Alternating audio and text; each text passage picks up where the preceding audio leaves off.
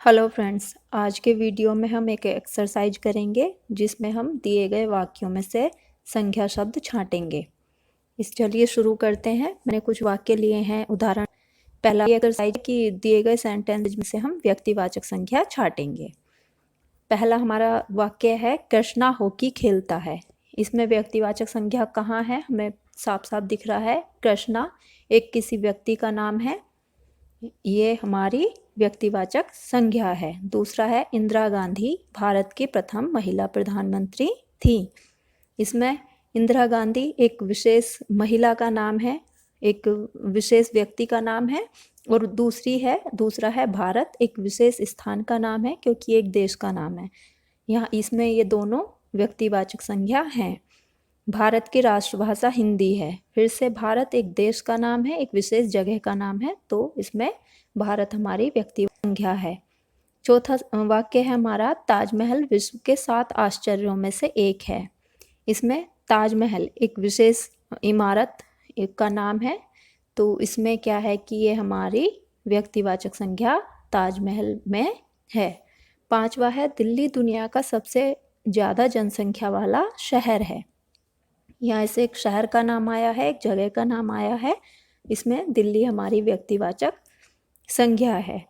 वेद पुराण हिंदू धर्म के सबसे उत्कृष्ट लेखों में से हैं।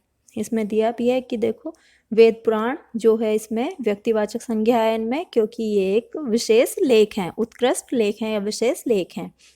सातवां, ताजमहल आगरा में है।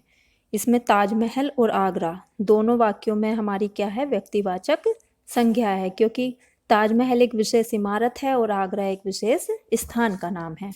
उसके बाद हम पढ़ेंगे जातिवाचक संज्ञा शब्द। हमें दिए गए वाक्यों में से छांटने हैं।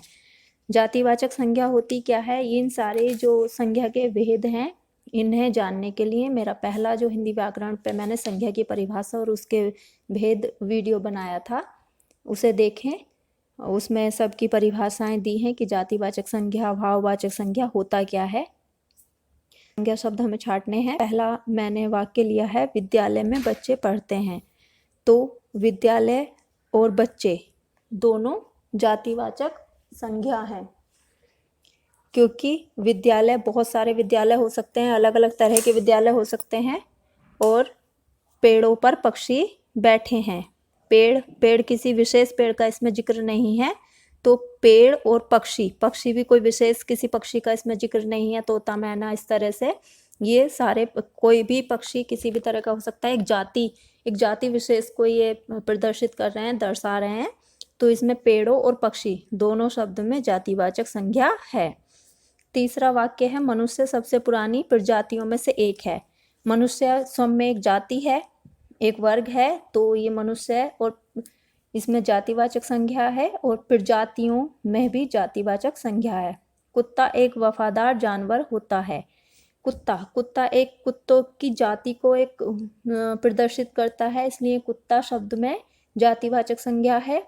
और जानवर, यहाँ किसी विशेष जानवर का जिक्र, कुत्ते का जिक्र है, लेकिन यहाँ जानवर भी एक जाति है, तो इसमें कुत्ता और जानवर दोनों शब्दों में जातिवाचक संज्ञा है। किताबें ज्ञानवर्धक होती हैं।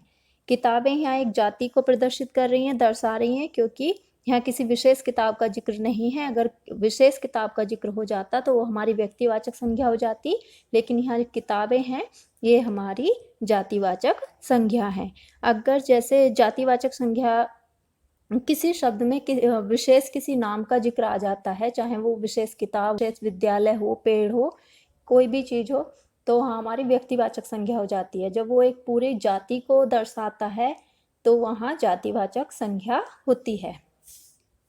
अगला है, भाववाचक संज्ञा शब्द छांटिए। भाववाचक संज्ञा शब्द छांटने हैं हमें दिए हुए सेंटेंसेज में से। दौड़ने, भाववाचक पहले एक बार रिपीट कर लेते हैं थोड़ा सा। भाववाचक संज्ञा में कौन कौन से किस तरह के शब्द होते हैं, संज्ञा शब्द होते हैं। भाव क्या होता है हमारे भाववाचक संज्ञा में? वो संज्ञा शब्द भाववाचक संज्ञा शब्द होते हैं जो किसी गुण, दोष, भाव या स्थिति को दर्शाते हैं। मुझे थकान हो जाती है। इसमें थकान शब्द जो है एक स्थिति को दिखा रहा है कि दौड़ने के बाद मेरी जो स्थिति हो जाती है वो थकान वाली हो जाती है, तो इसमें थकान में क्या है? हमारी भाववाचक संज्ञा है। परिश्रम सफलता की कुंजी है। सफलता यहाँ एक भाववाचक संज्ञा है। इसमें सफलता में एक ये भी एक विशेष स्थिति को दिखा रहा है। राम और रहीम में अच्छी दोस्ती है।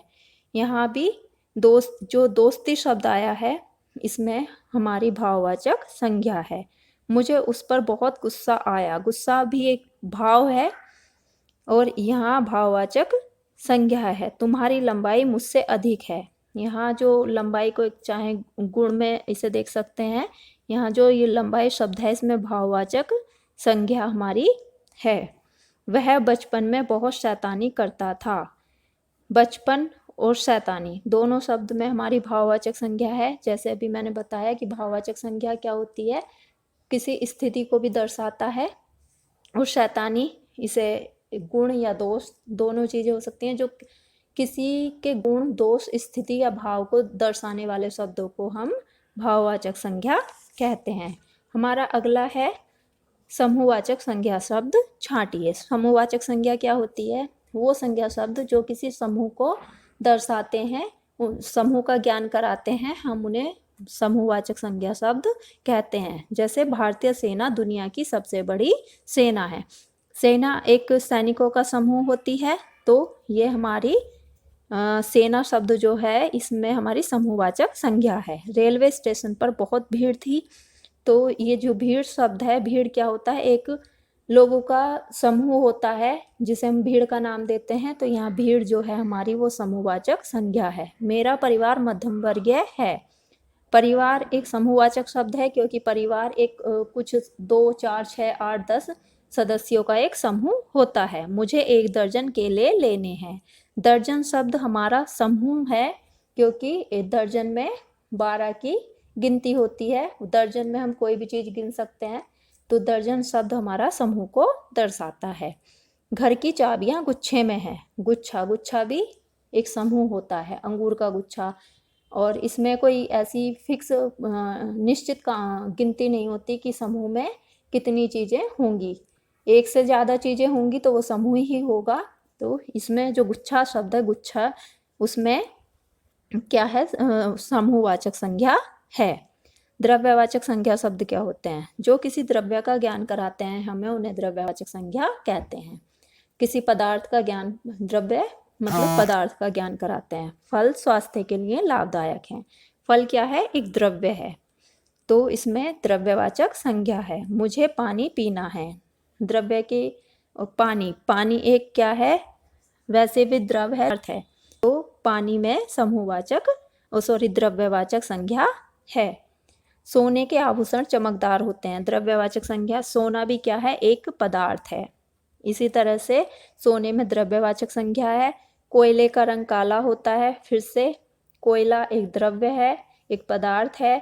इसमें कोयले में हमारी द्रव्यवाचक संज्ञा है क्योंकि ये हमें एक पदार्थ के बारे में बता रहा है, पदार्थ का ज्ञान करा रहा है, जिसका नाम कोयला है और जिसका रंग काला होता है।